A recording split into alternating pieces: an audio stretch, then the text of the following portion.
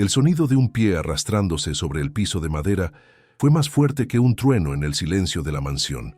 Javier Montes se quedó helado en el pasillo, su corazón martillando contra sus costillas. Era un sonido imposible. Su madre, Isabel, llevaba 2 años sin poder mover las piernas, una prisionera en su silla de ruedas. Y sin embargo, el sonido venía de la vieja sala de música, un lugar que había sido sellado por el polvo y la pena. Con un terror casi sagrado, empujó la puerta y la escena que vio lo destrozó. Su madre, de pie, dando un paso tembloroso, mientras se apoyaba en la nueva empleada de limpieza. No era fisioterapia, era un baile lento, casi fantasmal, al ritmo de un viejo bolero de Pedro Infante que salía de un tocadiscos. Y en el rostro de su madre, por primera vez en 2 años, había una sonrisa. Este milagro imposible, esta resurrección en medio de una sala polvorienta, fue el comienzo del fin del mundo de Javier Montes. Un mundo construido sobre la lógica fría, de la tecnología y la arrogancia del dinero, un mundo que estaba a punto de ser demolido por la simple sabiduría de una mujer de un pueblo de Oaxaca y el poder de una vieja canción. La ciencia, los expertos de renombre mundial, los millones de dólares invertidos en la rehabilitación más avanzada, todo había fracasado. Y ahora, una empleada contratada para limpiar el polvo le estaba devolviendo la vida a su madre con un disco de vinilo y una invitación a bailar. La humillación y la maravilla luchaban en el pecho de Javier, una batalla que lo dejó sin aire, un espectador atónito de una magia que desafiaba todas sus creencias. Si esta escena imposible ya te conmovió, dale like a este video para que nuestra historia llegue a más personas. Comenta desde qué ciudad nos estás viendo y ayúdanos a cumplir nuestro sueño de llegar a los 1000 suscriptores. Falta muy poco. Que Dios te bendiga. Javier era un hombre que había declarado la guerra a la enfermedad de su madre con un arsenal de recursos.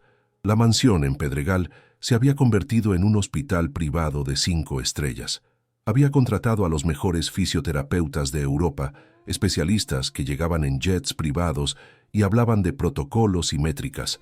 Había importado máquinas de Alemania que podían mover las extremidades de su madre con una precisión robótica. Había gastado una fortuna en un sistema que, según los datos, debía funcionar.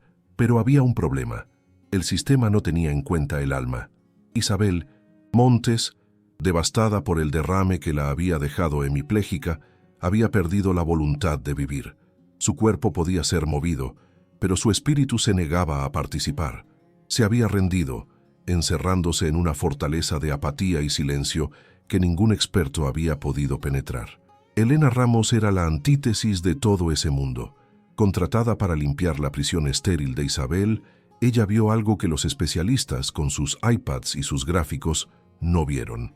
No vio a una paciente, vio a una mujer. Vio los viejos discos de vinilo acumulando polvo. Vio la forma en que los ojos de Isabel a veces se desviaban hacia el piano cerrado. No vio un cuerpo roto que necesitaba ser arreglado, sino un corazón dormido que necesitaba ser despertado. Su enfoque no vino de un manual de medicina, sino de la sabiduría de su pueblo en Oaxaca, donde la comunidad cuidaba a sus ancianos no con máquinas, sino con conexión, con música, con fe. Ella creía en una verdad simple y profunda. El cuerpo solo se mueve si el alma se lo pide. El día del milagro, Elena había estado limpiando la sala de música. Vio el tocadiscos y un impulso la movió.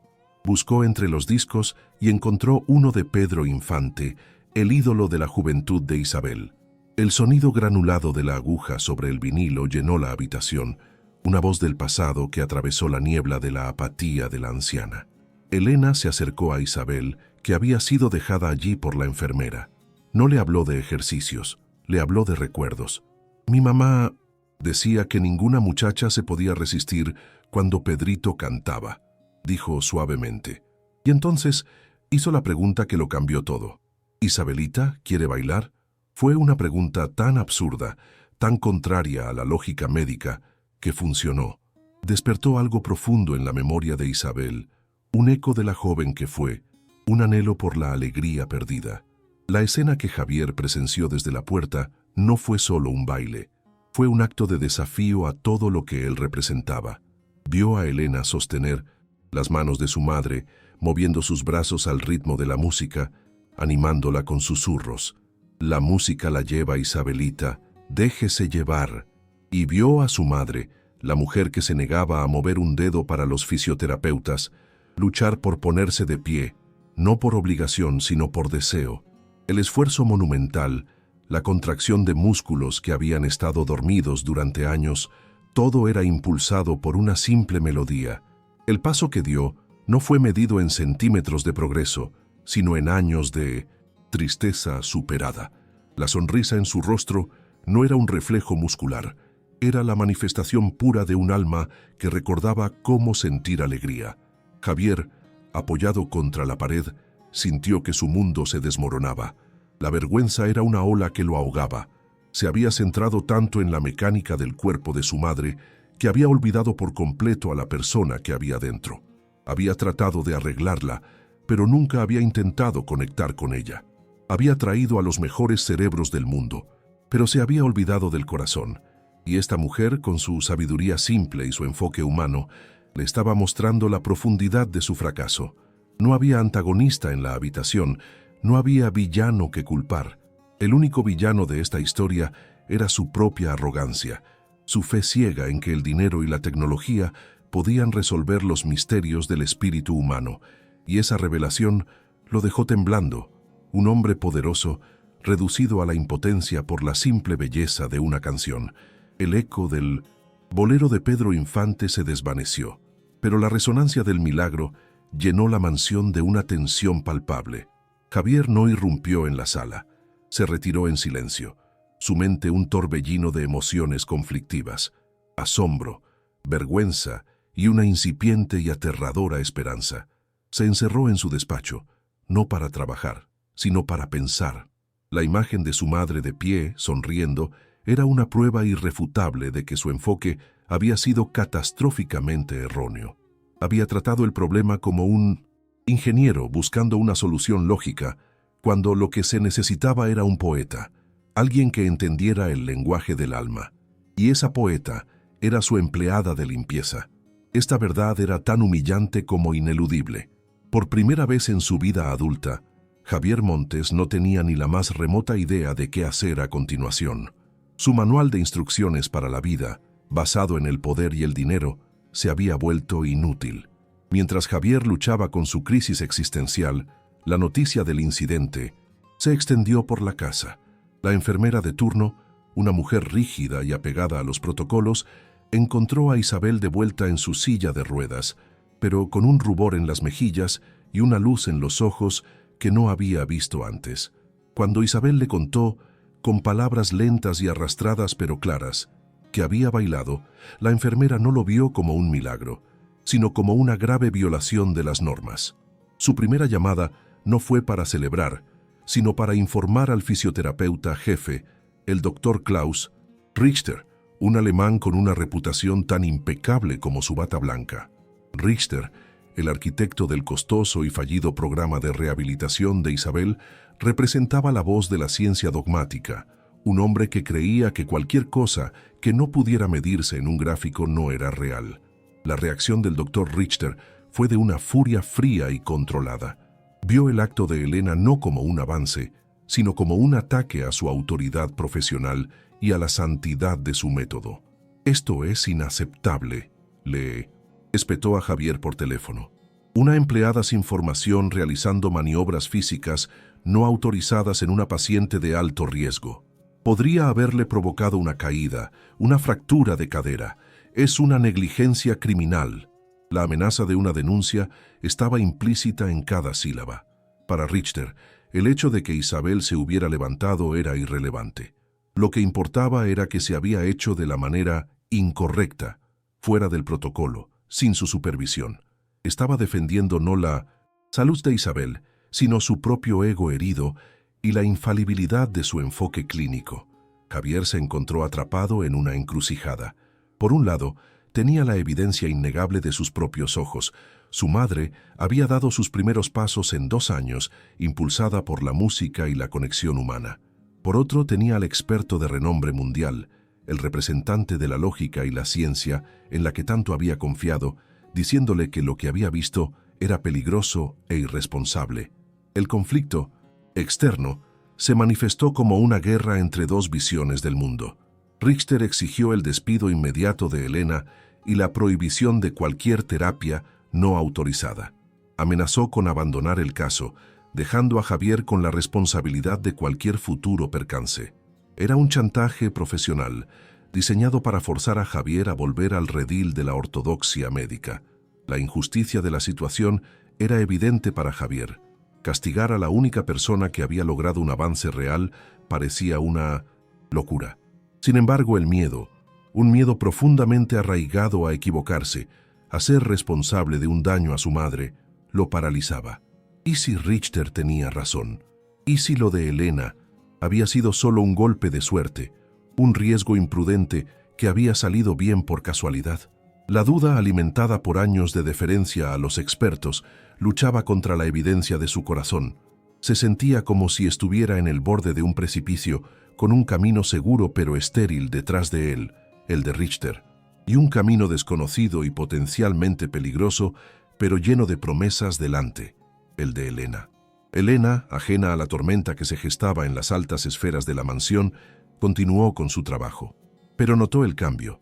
La enfermera la seguía con la mirada, sus ojos llenos de sospecha. El personal de la casa la trataba con una nueva distancia, como si fuera una fuente de problemas. Ella no entendía la política de la situación. Solo sabía que había ayudado a una mujer triste a encontrar un momento de alegría. Para ella era así de simple. Continuó visitando a Isabel en sus ratos libres, no para hacerla bailar de nuevo, sino simplemente para hablarle, para ponerle su música, para tratarla como a una persona. Y con cada visita, la luz en los ojos de Isabel brillaba con más fuerza. Empezó a hablar más, a pedir ciertas canciones, incluso a intentar tararearlas. Estaba volviendo a la vida. Javier observaba estas interacciones desde la distancia, a través de las cámaras de seguridad que había instalado por toda la casa. Veía la conexión genuina entre las dos mujeres. Veía a su madre sonreír, reír, participar. Y lo comparaba con las sesiones de fisioterapia de Richter, que se habían reanudado y que eran tan estériles y frustrantes como siempre. Las imágenes eran una tortura. Por un lado, el progreso visible, nacido de la alegría. Por otro, el estancamiento clínico, nacido del protocolo. La evidencia se acumulaba, haciendo que la posición de Richter pareciera cada vez más absurda y dogmática. La situación llegó a un punto crítico una semana después. Richter, frustrado por la continua falta de cooperación de Isabel y sintiendo que su autoridad estaba siendo socavada, decidió dar un ultimátum. Convocó a Javier a la sala de fisioterapia para una demostración final. Quería probar de una vez por todas que su diagnóstico era correcto y que el milagro de Elena no era más que una peligrosa anomalía. Le demostraré, señor Montes, que la señora Montes carece de la fuerza muscular necesaria para soportar su propio peso. Es fisiológicamente imposible, declaró con una arrogancia absoluta. La escena fue una humillación calculada. Frente a Javier, Richter y otra enfermera, intentaron hacer que Isabel se pusiera de pie usando las barras paralelas. Le dieron órdenes firmes, movieron sus piernas mecánicamente, la trataron como a un objeto. Isabel, como era de esperar, se negó. Su cuerpo se quedó flácido, su rostro una máscara de apatía. No luchó, simplemente se desconectó. Se retiró a ese lugar interior donde sus órdenes no podían alcanzarla. Después de varios intentos fallidos, Richter se giró hacia Javier con un aire de triunfo sombrío. ¿Lo ve?, dijo. Como le dije, es imposible. Los músculos simplemente no responden. Cualquier intento de forzarla es, y cito, médicamente imprudente. Ese fue el punto más bajo. La ciencia, con su autoridad fría e impersonal, acababa de declarar la sentencia final sobre la esperanza de su madre. El fisioterapeuta había ganado la discusión probando su punto. Javier se sintió derrotado, atrapado. Parecía que no tenía más remedio que aceptar la realidad de Richter, despedir a Elena y condenar a su madre a una vida de inmovilidad. La voz de la razón dogmática parecía haber triunfado sobre la evidencia irracional de un baile. El villano en esta historia no era una persona, sino un sistema que valoraba más los protocolos que el progreso, más la teoría que la humanidad. Y ese sistema estaba a punto de apagar la pequeña llama de esperanza que Elena había encendido. Javier miró a su madre, sentada en su silla, con la mirada vacía de nuevo, la luz del baile casi extinguida. Y luego recordó su sonrisa. Recordó el sonido de su pie arrastrándose por el suelo, la evidencia de sus propios ojos contra la evidencia del experto. Y en ese momento de desesperación, algo dentro de él finalmente se rompió. La deferencia, el miedo a equivocarse. Se dio cuenta de que la pregunta no era si su madre podía caminar. La pregunta era si él tenía el coraje de creer en lo que había visto, en lugar de en lo que le decían que era posible. La batalla por la rehabilitación de su madre se había convertido en una batalla por su propia alma. El silencio en la sala de fisioterapia era pesado, cargado con el peso de la sentencia del doctor Richter. «Es imposible», resonaba en el aire, un epitafio para la esperanza.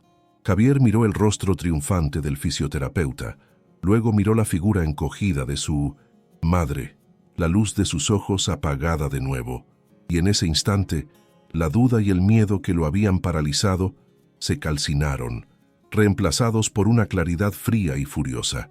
La sumisión a los expertos había terminado. Se había aferrado a la ciencia como un salvavidas, pero ahora se daba cuenta de que se estaba ahogando en sus dogmas. Se levantó y su movimiento, aunque tranquilo, cambió la dinámica de poder en la sala. Ya no era el cliente ansioso, era el hombre al mando. Se giró hacia el doctor Richter y su voz cuando habló era tan afilada como el acero. «Tiene usted razón, doctor, es imposible». El fisioterapeuta asintió, una sonrisa de suficiencia asomando en sus labios. Pero Javier continuó, y sus siguientes palabras fueron una demolición de todo el paradigma del doctor.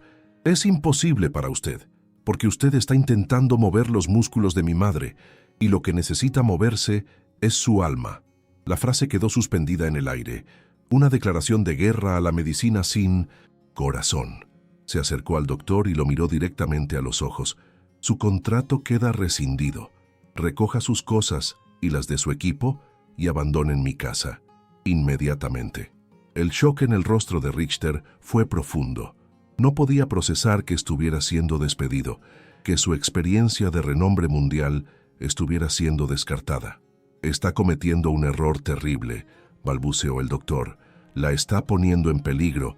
Soy el único cualificado». Javier lo interrumpió. Su voz ahora un trueno contenido. «La única persona que ha puesto en peligro a mi madre aquí es usted. La ha puesto en peligro de morir de desesperanza. Ahora fuera». Su autoridad era tan absoluta que el fisioterapeuta por primera vez pareció encogerse. Recogió su maletín y junto con su enfermera salió de la sala derrotado. La ciencia dogmática había sido expulsada del paraíso. Javier se quedó solo con su madre, en medio de las máquinas inútiles que representaban sus millones de dólares malgastados. La batalla externa había terminado. Ahora comenzaba la interna. Se acercó a su madre. No sabía qué hacer. Había despedido a su único guía, apostándolo todo a un recuerdo y a una corazonada. Se sentía aterrorizado, pero también extrañamente liberado. Se arrodilló frente a la silla de ruedas poniéndose a su altura. «Mamá», dijo. Su voz era suave. «Perdóname por no haber escuchado, por no haber visto». Isabel lo miró y en sus ojos una pequeña chispa de interés regresó. Él no le pidió que se moviera. No le habló de ejercicios. Le habló de un recuerdo. «Recuerdo cuando era niño», comenzó, «y me caí de la bicicleta. Me raspé toda la rodilla y no quería volver a subirme. Tenía miedo. Y tú no me dijiste que fuera valiente. Pusiste un disco de Pérez Prado y empezaste a bailar como una loca en la sala. Y yo me reí tanto que se me olvidó el dolor. Y luego volví a subirme a la bicicleta». Mientras hablaba, vio cómo el rostro de su madre se suavizaba. Un recuerdo compartido, una conexión que iba más allá de la parálisis. Y entonces tomó la decisión más importante de su vida. No llamó a Elena, no delegó la tarea. Se levantó, fue hasta el sistema de sonido de la sala y usando su teléfono, buscó la misma canción de Pedro Infante que Elena había puesto. La voz del ídolo mexicano llenó la sala de fisioterapia, una extraña mezcla de nostalgia y rebelión. Se acercó a su madre, el corazón latiéndole con fuerza, y entonces extendió su mano, exactamente como un caballero invitaría a una dama a bailar en un salón de baile. «Madre», dijo, su voz temblando ligeramente por la emoción, «¿me concede esta pieza?». Fue la superación de su dolor interno, su rendición final a un lenguaje que no era el de los datos, sino el de la emoción. Isabel miró la mano extendida de su hijo. Vio en sus ojos no la exigencia de un cuidador, sino la súplica de un hijo que la necesitaba. Vio el recuerdo del niño de la bicicleta y el del hombre que acababa de luchar por ella, y con una lentitud que pareció durar una eternidad, levantó su mano derecha, la mano buena, y la colocó en la de él. Javier la agarró con una suavidad que nunca supo que poseía. Con la otra mano rodeó su cintura, sintiendo la fragilidad de su cuerpo. «Confía en mí, mamá. La música nos llevará». Y comenzó a moverse, muy lentamente, guiándola en un baile inmóvil, sus cuerpos meciéndose al ritmo del bolero. Por un momento, eso fue todo. Un hombre y su madre, meciéndose en medio de una habitación llena de máquinas. Pero, entonces, Javier sintió un cambio casi imperceptible en el peso de su madre. Sintió cómo ella comenzaba a empujar, a transferir su peso a sus piernas. La miró y vio una concentración feroz en su rostro, la misma que tenía cuando resolvía crucigramas difíciles. Estaba intentándolo, estaba luchando. «Eso es, mamá, eso es», susurró él, su propia voz ahogada por la emoción. Y entonces sucedió. Apoyándose en él, usando su cuerpo como ancla, Isabel se levantó de la silla, se tambaleó. Sus piernas temblaban por el esfuerzo, pero estaba de pie, por segunda vez. Pero esta vez no era con la ayuda de una extraña compasiva, era con su hijo. ¿Te está gustando esta historia? Tu like nos ayuda mucho a continuar. Deja un me gusta y suscríbete al canal para no perderte el desenlace. Ahora continuamos con el video. Dieron un paso juntos y luego otro, un baile torpe, arrastrado, un milagro de 2 pasos. Y ambos lloraban, lágrimas silenciosas que corrían por sus mejillas, lágrimas de dolor superado, de perdón, de un amor reencontrado. En ese momento, en esa sala de terapia estéril, no había un magnate y una paciente, solo un hijo bailando con su madre, reclamando lo que la enfermedad les había robado. La revelación fue completa. La verdad se había manifestado no a través de un informe médico, sino a través de un acto de amor. La justicia no había venido de un juicio, sino de una elección. La elección de Javier de confiar en el corazón por encima de la ciencia, de elegir la conexión por encima del protocolo. El fisioterapeuta no había sido desmascarado, simplemente se había vuelto irrelevante. Cuando la canción terminó, la ayudó a sentarse de nuevo. Estaban ambos agotados, física y emocionalmente, pero la apatía en los ojos de Isabel había sido reemplazada por una determinación agotada pero brillante. Había cruzado un umbral. Sabía que el camino de vuelta sería largo y difícil, pero ahora sabía que era posible. Y lo más importante, sabía que no lo caminaría sola. Javier se sentó en el suelo a sus pies, apoyando la cabeza en sus rodillas como hacía cuando era un niño, y ella, con su mano buena, le acarició el pelo. No se dijeron nada más. No era necesario. El silencio entre ellos ya no era de distancia, sino de un profundo y reconfortante entendimiento. Esa misma tarde, Javier llamó a Elena. Le contó lo que había pasado. Su voz estaba llena de una emoción y una gratitud que conmovieron a Elena hasta las lágrimas. «Tenías razón, Elena. Tenías razón. En todo». Y entonces le hizo una nueva oferta. «No quiero que seas una empleada. Quiero que seas una guía. Para los dos. Quiero que me ayudes a transformar esta casa, a transformar nuestras vidas». Le pidió que se convirtiera en la directora de bienestar de su madre, un título que inventaron en el momento, pero que describía perfectamente el papel que ella ya había desempeñado. Un papel que iba más allá de la limpieza o la terapia, un papel que consistía en cuidar del alma. La primera acción de Javier como el nuevo y autoproclamado jefe de rehabilitación de su madre fue simbólica y poderosa. Al día siguiente, un equipo de trabajadores llegó a la mansión y comenzaron a desmontar la sala de fisioterapia. Las máquinas alemanas, los aparatos de electroestimulación, las barras paralelas, todo fue retirado. Javier observó cómo se llevaban cada pieza de su fracaso multimillonario. No sintió pena. Sintió una liberación inmensa. Estaba limpiando el pasado, haciendo espacio para un nuevo tipo de curación. Una curación basada no en la tecnología, sino en la humanidad. La ciencia dogmática había sido derrotada y en su lugar, la música, la memoria y el amor estaban a punto de tomar el control. La transformación de la mansión fue radical y profunda. La clínica estéril que ocupaba el ala oeste fue demolida desde dentro. Bajo la guía de Elena, Javier la reemplazó no con más tecnología, sino con vida.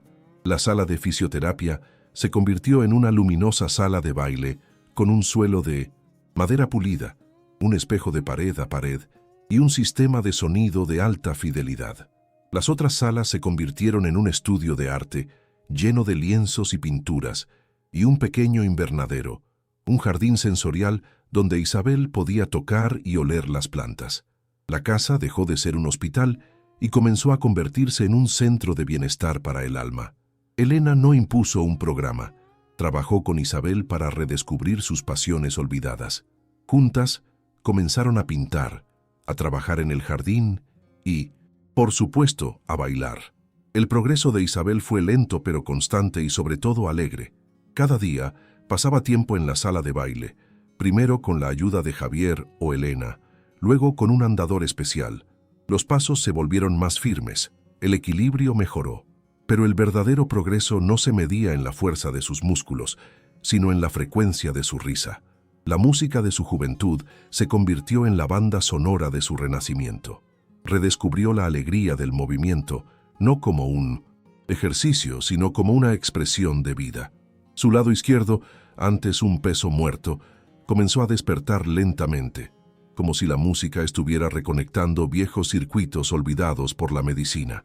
La apatía desapareció por completo, reemplazada por una curiosidad y un compromiso con su propia recuperación que asombró a todos. Javier, por su parte, encontró una nueva forma de ser. Dividía su tiempo entre dirigir su imperio y ser el principal compañero de baile de su madre. Descubrió una paciencia en sí mismo que no sabía que poseía. Aprendió que la verdadera fuerza no residía en tener todas las respuestas, sino en estar presente, en ofrecer una mano firme y un corazón abierto. Su relación con su madre floreció, convirtiéndose en una amistad profunda y llena de humor. Se burlaban de sus pasos de baile torpes, compartían recuerdos y hacían planes para el futuro. El hombre que había sido un extraño en su propia casa se convirtió en su corazón palpitante, y en el proceso de ayudar a su madre a sanar, él mismo sanó la herida de su propia soledad. Inspirado por la increíble transformación de su madre, Javier se dio cuenta de que el método Elena no podía quedarse dentro de los muros de su mansión. Vio la oportunidad de desafiar el enfoque a menudo deshumanizado de la rehabilitación tradicional. Creó la Fundación Isabel Montes. Su misión era financiar y promover terapias alternativas y holísticas, danza, música, arte, jardinería, para pacientes de bajos ingresos que se recuperaban de derrames cerebrales. Se asoció con hospitales y centros de rehabilitación, ofreciendo programas gratuitos que trataban no solo el cuerpo, sino también el espíritu. La fundación se convirtió en un laboratorio de esperanza, demostrando con resultados medibles que la conexión humana y la alegría eran herramientas terapéuticas tan poderosas como cualquier máquina. Elena, por supuesto, se convirtió en la directora de programas de la fundación, aunque se negó a dejar su trabajo práctico con Isabel. Su sabiduría, nacida en un pequeño pueblo de Oaxaca, se convirtió en la base de un nuevo modelo de rehabilitación que comenzó a ganar reconocimiento nacional. Fue invitada a dar conferencias en facultades de medicina, donde habló no de protocolos, sino de compasión, no de métricas, sino de milagros. La humilde empleada de limpieza se convirtió en una pionera, una voz respetada que abogaba por un enfoque más humano de la medicina. Ella y Javier siguieron siendo socios y amigos. Su relación un testimonio del poder de la conexión humana para trascender las barreras de la clase y la educación. 3 años después del día en que Javier encontró a su madre bailando, el jardín de la mansión está lleno de vida y música. Es una fiesta, no una gala ostentosa, sino una celebración alegre. La música de Pedro Infante suena suavemente de fondo. Isabel Montes, ahora con 78 años, se mueve entre los invitados. Ya no usa una silla de ruedas, sino un elegante andador que maneja con confianza. Su rostro está iluminado por una sonrisa constante mientras charla y ríe. No es una paciente, es la anfitriona. Los invitados son una mezcla ecléctica: viejos amigos de Isabel, socios comerciales de Javier y varias familias de pacientes que han sido ayudados por la fundación. Javier está a su lado, no como un guardián ansioso, sino como un hijo relajado y orgulloso. Lleva una camisa informal, no un traje. Su risa se mezcla con la de su madre. Ya no hay sombra de desesperación en sus ojos, solo una calma profunda y una alegría serena. En un rincón del jardín, Elena está enseñando a un pequeño grupo de niños, incluido su propio hijo, los pasos básicos de un jarabe tapatío. Su risa es contagiosa. La escena es un tapiz de vidas que se han entrelazado y transformado. No es un final de cuento de hadas, sino el retrato de una nueva realidad, una realidad conquistada con esfuerzo, fe y mucho baile. Más tarde, cuando la fiesta se calma, Javier encuentra a su madre sentada sola, junto a la fuente, mirando la luna. Se sienta a su lado. «¿Estás feliz, mamá?», dice, no como una pregunta, sino como una afirmación.